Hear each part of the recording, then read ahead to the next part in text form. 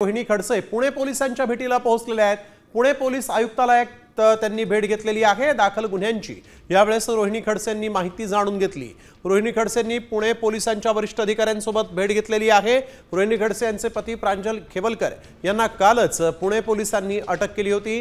रोहिणी खडसे यांनी यासंबंधी दाखल गुन्ह्यांमध्ये अधिकाऱ्यांकडून माहिती जाणून घेतलेली आहे। अक्षय बडवे आमचे प्रतिनिधी आपल्या सोबत फोन लाईन वरून जोडले गेलेले आहेत। अक्षय, काय दिगची माहिती?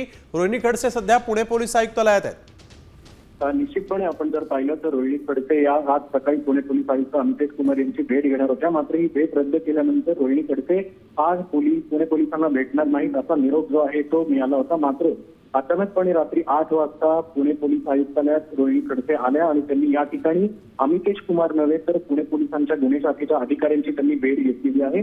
आणि या खराडी ड्रग्ज पार्टी प्रकरणात अटकेत असलेले आरोपी प्रांजल खेवलकर हे खरं तर रोहिणी खडसे यांचे पती आहेत आणि या अनुषंगाने ही भेट जी आहे ती अत्यंत महत्त्वाची मानली जाते।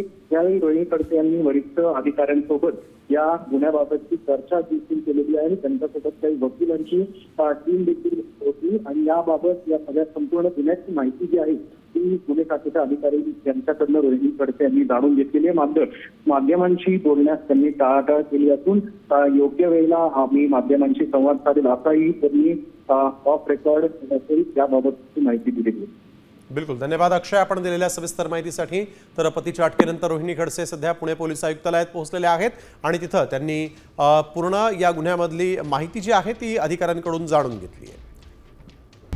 आता isakal.com आहे देशातील नंबर 1 ची मराठी न्यूज वेबसाईट। प्रत्येक अपडेटसाठी isakal.com ला नक्की भेट द्या।